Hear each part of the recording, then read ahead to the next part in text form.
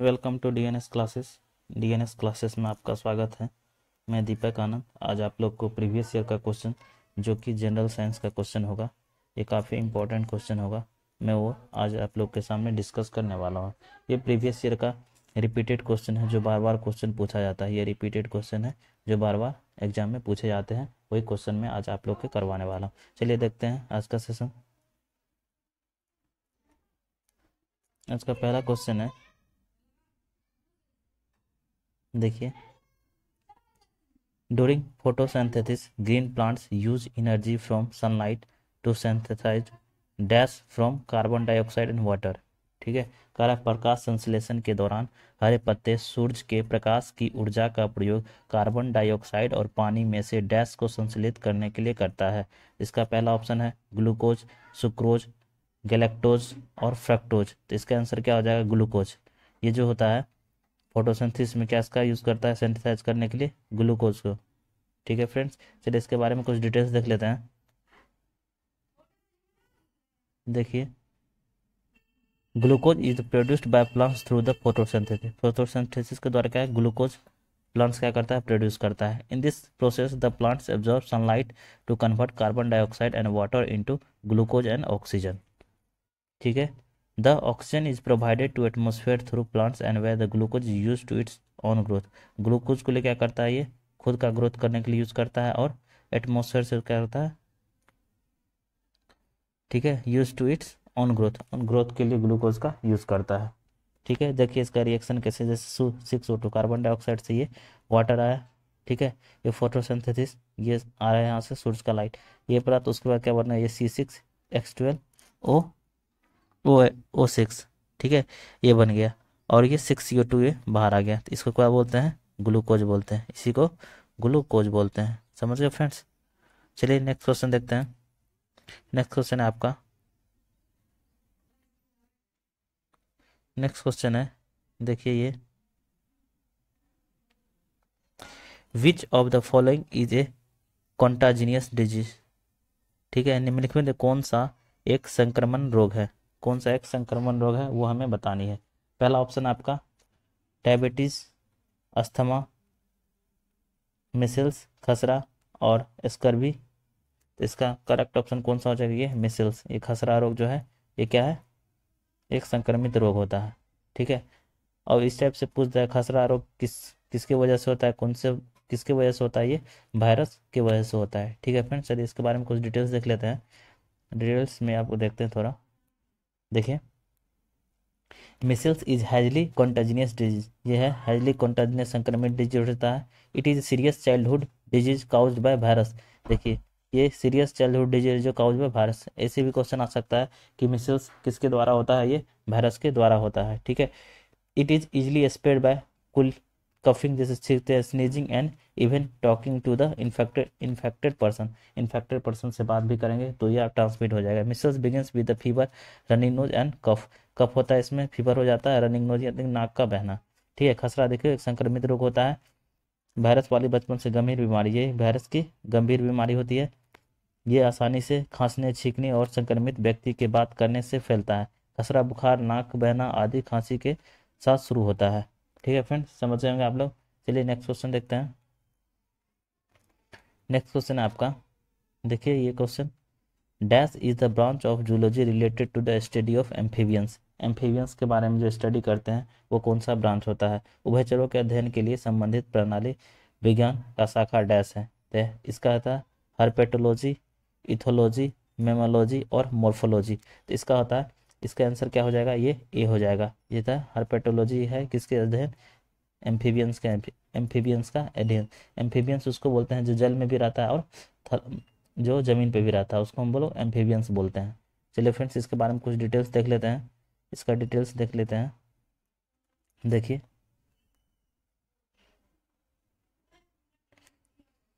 कह रहा है कि herpetology this is the branch of related to the study of amphibians. ये क्या ब्रांच रिलेटेड जो जिससे एम्फीबियंस के बारे में हम लोग पता कर। देखिए, जैसे फ्रॉक हो गया, एम्फीबियंस है, जल में भी रहता है और जमीन पे भी रहता है। समझ गए? ओके, इसका हो गया ये सेलेमेंडर और नेवेट और टोएड और कैसिलियन। ठीक है, ये सब जो होता है जल में भी रहता है और ये ज़मीन पे रहता है, उसी को हम लोग एम्फीबियंस बोलते हैं। चलिए समझ गए। देखो इथोलॉजी था, उसके बारे में बता दें। इथोलॉजिस क्या होता है? It is use to science, it is the science of animals behaviour. इसमें क्या करते हैं हम लोग? साइंस एनिमल्स बिहेवियर के बारे में जानते हैं। और उसके बाद मेमोलॉजी क्या होता है? Mammalogy it is a special science that deals with the study of mammals. ये मेमल्स के बारे में स्टडी हम लोग करते हैं। Morphology is the study of types of forms of things. ये थिंग्स के बारे में, जो टाइप्स और थिंग्स के बारे में करेंगे तो उसको बोलते हैं मॉर्फोलॉजी। ठीक है फ्रेंड्स, उसको क्या बोलते हैं? मॉर्फोलॉजी बोलते हैं। समझ गए? देखिए यहाँ पे हिंदी में भी दिया हुआ, आप लोग जिस आराम से देख सकते हैं, कोई भी आपको दिक्कत नहीं होगी। ठीक है, चलिए नेक्स्ट क्वेश्चन देखते हैं। नेक्स्ट क्वेश्चन है आपका, dash is the study of micro anatomy of cells, tissues and organs as seen through a microscope. Dash एक माइक्रोस्कोप के माध्यम से देखे जाने वाले कोशिकाओं, ऊतकों और अंगों माइक्रोएटॉमी का अध्ययन है। इसमें देखिए पहला ऑप्शन है पैलेंटोलॉजी, दूसरा है हिस्टोलॉजी और इच्थियोलॉजी, मत्स्य विज्ञान और इंटोमोलॉजी कीट विज्ञान। तो इसका आंसर आ जाएगा हिस्टोलॉजी, ये ऊतक का। ठीक है, ऊतक बोलते हैं ना, ये tissues organs through the which the microscope. ये इसका आंसर क्या हो जाएगा? बी हो जाएगा, हिस्टोलॉजी। हिस्टोलॉजी का यूज हम लोग करते हैं जो micro anatomy of cells, tissues और इसके बारे में जानने के लिए हम लोग यूज करते हैं। इसके बारे में कुछ डिटेल्स देख लेते हैं। इसके बारे में कुछ डिटेल्स देखा जाए तो देखिए, histology is the study of the micro anatomy cells, tissues, organs and seen through the microscope. ठीक है, तो इसमें हो जाएगा हिस्टोलॉजी। ठीक है फ्रेंड्स, देखिए उसके बाद पैलेंटोलॉजी में क्या करते हैं हम लोग? Study of animals and the plants fossils. Study of animals और प्लांट्स फॉसिल्स के बारे में हम लोग किस में पढ़ते हैं? पैलेंटोलॉजी में पढ़ते हैं। इच थियोलॉजी में क्या पढ़ते हैं? Branch of zoology that deals with the fishes. इसमें फिशेस के बारे में पढ़ते हैं। इचेटोलॉजी में क्या करते हैं हम लोग? फिशेस के बारे में पढ़ते हैं। और ये देखो इंटोमोलॉजी में तो स्टडी ऑफ इंसेक्ट्स, इसमें क्या करते हैं? स्टडी ऑफ इंसेक्ट्स के बारे में हम लोग पढ़ते हैं। चलिए फ्रेंड्स, आप लोग समझ गए होंगे। नेक्स्ट क्वेश्चन देखते हैं। नेक्स्ट क्वेश्चन आपका देखिए, ये काफ़ी बार पूछा गया क्वेश्चन है, बहुत ही इंपॉर्टेंट क्वेश्चन है। इस वीडियो को आप लोग लास्ट तक देखिएगा, जिससे कोई भी क्वेश्चन आपसे मिस नहीं हो। ठीक है फ्रेंड्स, ये देखते रहिए किस किस टाइप का क्वेश्चन पूछा जाता है, इससे आपको आइडिया मिलेगा एग्जाम में अच्छे करने का। देखिए ये question, which of the following is not a symptoms of Wilson's disease. निम्न में से क्रिया विल्सन रोग का लक्षण नहीं है। कौन सा जो है विल्सन रोग का लक्षण नहीं है? देखिए पहला है प्रॉब्लम विथ स्पीच, स्वेलिंग और फिजिकल कंडीशन, बोलने, निगलने और शारीरिक समन्वय में परेशानी। दूसरा है अनकंट्रोल मूवमेंट ऑफ मसल्स और स्टिफनेस, मांसपेशियों की कठोरता एवं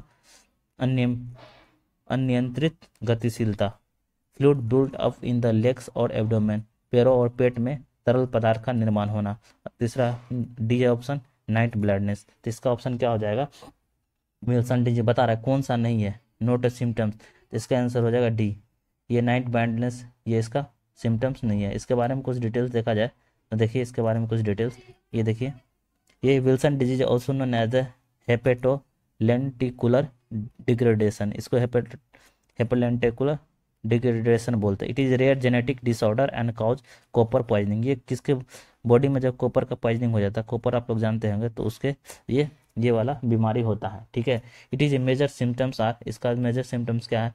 problems with spleen, swelling, physical condition, uncontrol movement of the muscle, stiffness, fluid built up in the legs और एब्डोमेन। ठीक है फ्रेंड, देखिए हिंदी में भी दिया हुआ, आप लोग जो जिसको देखना चाहे देख सकते हैं। इसके प्रमुख लक्षण है भाषण के साथ समस्या, निगलने या शारीरिक समन्वय, अनियंत्रित हलचल एवं मांसपेशियों में कठोरता, पैर और पेट आदि में तरल पदार्थ का बनना। ठीक है फ्रेंड्स, ये इसका ऑप्शन होगा। देख लीजिए ये लीवर है, इससे ये सब इन्फेक्टेड होता है ये सब। ठीक है, इसमें हम लोग को नाइट ब्लाइंडनेस से कोई रिलेशन नहीं था, हम लोग को बताना था कौन सा गलत है, तो वो हमने इसका ऑप्शन डी आ गया था। चलिए फ्रेंड्स देखते हैं, आप लोग अच्छी तरह से ये क्वेश्चन समझ गए होंगे। नेक्स्ट क्वेश्चन देखते हैं, bariatric surgery makes changes to a person. Bariatric जो सर्जरी करवाते हैं, क्या चेंज करता है? बेरिएटिक सर्जरी किसी व्यक्ति के डैश को परिवर्तित करती है। ठीक है, इसका नोज, हार्ट, डाइजेस्टिव सिस्टम और लंग्स। ये क्या करता है? जो बेरिएटिक सर्जरी है ये क्या करता है? डाइजेस्टिव सिस्टम को चेंज करता है। ठीक है, ये क्या करता है? डाइजेस्टिव सिस्टम को चेंज करता है, पाचन तंत्र को। इसका ऑप्शन सी हो गया। ठीक है, इसके बारे में कुछ डिटेल्स देखा जाए, इसके बारे में कुछ डिटेल्स देख लेते हैं। क्या था इसका आंसर? सी हो गया था। Gastric bypass and other types of weight loss surgery, collectively known as the bariatric surgery, makes surgical changes digestive system। ये क्या करता है? सर्जिकल चेंजेस किस में होता है? डाइजेस्टिव सिस्टम में होता है। ठीक है। Gastric bypass surgery is a most common type of weight loss surgery. ये क्या है? Most common type of weight loss surgery है। क्या है? Most common type of weight loss surgery है। It is done to maintain the body mass index, BMI, body mass index जो है उसको मेंटेन करने के लिए ये यूज करते हैं। Weight related to the health problem such as types of 2 diabetes, high blood pressure और सेवियर स्लीप एरोना। ठीक है। इससे इसी को प्रॉब्लम से रिलेटेड, इसका प्रॉब्लम रिलेटेड इसी से होता है। ठीक है। देखिए इसमें हिंदी में भी देख लेते हैं कुछ। देखिए गैस्ट्रिक बाईपास एक प्रकार का वजन घटाने वाली सर्जरी है। किससे? इससे वजन घटाने वाली से वेट कम करने वाली सर्जरी होती है। ठीक है। रूप में बायोटिक सर्जरी के रूप में जाना जाता है। इसको क्या कहते हैं? बायोटिक सर्जरी के रूप में जाना जाता है। ये पाचन तंत्र बनाती है, सर्जिकल परिवर्तन पाचन तंत्र बनाती है। गैस्ट्रिक बाईपास सर्जरी सबसे आम प्रकार के वेट लॉस सर्जरी है। ये किससे आम प्रकार के क्या है? वेट लॉस सर्जरी आपको बताए थे। ठीक है फ्रेंड्स। और ये बीएमआई, मानसिक स्वास्थ्य समस्या जैसे टाइप 2 मधुमेह, उच्च रक्तचाप, गंभीर घनी स्प्लीन, एपेरियन को बनाए रखने के लिए किया जाता है। ठीक है फ्रेंड्स। ये सब जो होता है उसको बनाए रखने के लिए ये किया जाता है कि इससे ये ना हो। ठीक है फ्रेंड्स, समझ गए होंगे। नेक्स्ट क्वेश्चन देखते हैं। नेक्स्ट क्वेश्चन आपका देखिए, इस टाइप का क्वेश्चन बहुत बार पूछा गया है। बस आप लोग देखते जाइए और कॉन्सेप्ट समझते जाइए किस टाइप से इसे सॉल्व करना है और किस टाइप का क्वेश्चन पूछा जाता है, आप लोग को इससे समझ में आ जाएगा। ठीक है फ्रेंड। देखिए, the deficiency of which nutrients cause night blindness, किस पोषक तत्व की कमी के कारण रतौंधी होता है। नाइट ब्लाइंडनेस में तो क्या होता है? रतौंधी। रतौंधी आप लोग जानते होंगे। विटामिन के, विटामिन सी, प्रोटीन्स और विटामिन ए। इसका क्या हो जाएगा आंसर? इसका आंसर हो जाएगा विटामिन ए। विटामिन ए की कमी से क्या होता है? ये रतौंधी होता है। रतौंधी विटामिन ए की कमी से होता है। ठीक है फ्रेंड्स, इसका आंसर डी हो गया। चलिए इसके बारे में कुछ डिटेल्स देख लेते हैं। इसके बारे में कुछ डिटेल्स देखा है तो देखिए, night blindness is cause by the deficiency of vitamin A. Vitamin A की कमी से क्या होता है? नाइट ब्लाइंडनेस होता है। Night blindness. ठीक है। Vitamin A is fat soluble. ये विटामिन ए जो है ये फैट सोल्यूबल है। इस टाइप का भी क्वेश्चन आता है, which is the fat soluble vitamin. तो इसमें विटामिन ए जो होता है वो क्या होता है? फैट सोल्यूबल होता है। ठीक है, ये फैट सोल्यूबल होता है। It is important for growth and development for the maintain the immune system of the good vision. ये क्या करता है? मेंटेन करता है इम्यून सिस्टम को इंक्रीज करने में। इम्यून सिस्टम को इंक्रीज करता है मतलब डेवलप करता है। प्रतिरोधक क्षमता जो बनाता है इम्यून सिस्टम, उसे ये क्या करता है? मेंटेन करता है और इंक्रीज करता है। ठीक है फ्रेंड्स, चलिए नेक्स्ट क्वेश्चन देखते हैं। नेक्स्ट क्वेश्चन है आपका, in which part of the female flower does fertilization takes place. मादा पुष्प के किस भाग में निषेचन होता है। ठीक है, फर्टिलाइजेशन किस पार्ट में होता है? देखिए, फिलामेंट, स्टिग्मा, ओवरी और स्टेलस। तो इसका आंसर क्या हो जाएगा? इसका आंसर हो जाएगा आपका ये ओवरी। ठीक है, ओवेरी में होता है अंडाशय, उसमें क्या होता है? फीमेल, तो वो होता है फर्टिलाइजेशन होता है। ठीक है, प्लांट में। चलिए इसके बारे में कुछ डिटेल्स देख लेते हैं। देखिए इसका, this fertilisation of flower takes place in the ovary. ठीक है, ये ओवरी होता है, इसमें क्या होता है? फर्टिलाइजेशन होता है। समझ गए। उसके बाद कर pollen grains of the stigma grows a tiny tubes. ये स्टिग्मा जाता है, स्टिग्मा होता है, ये इसमें टीनी ट्यूब के थ्रू ये जाता है। Pollen tubes carries the male gametes and meets to female gametes in the ovary. Pollen tube क्या करता है? वो मेल गैमेट्स लेता है और उसको क्या मीट, कहाँ पर मीट करवाता है? फीमेल गैमेट्स में, जो कि ओव्यूल होता है। ठीक है, फूलों का निषेचन अंडाशय में होता है। कलंक पर एक पराग कण एक छोटी ट्यूब बढ़ाता है। ये पराग ट्यूब एक पुरुष युग्मक को एक अंडाशय में एक मादा युग्मक से मिलने को ले जाती है। ये क्या, कहाँ ले जाता है? ये मेल को किसमें? फीमेल गेमेट्स में ले जाने के लिए वो करता है। ठीक है फ्रेंड्स, चलिए नेक्स्ट क्वेश्चन देखते हैं। आप लोग ये क्वेश्चन समझ गए होंगे। इस टाइप का एक क्वेश्चन आता है, बहुत इजी क्वेश्चन आता है, बस आप लोग कॉन्सेप्ट क्लियर रखिए।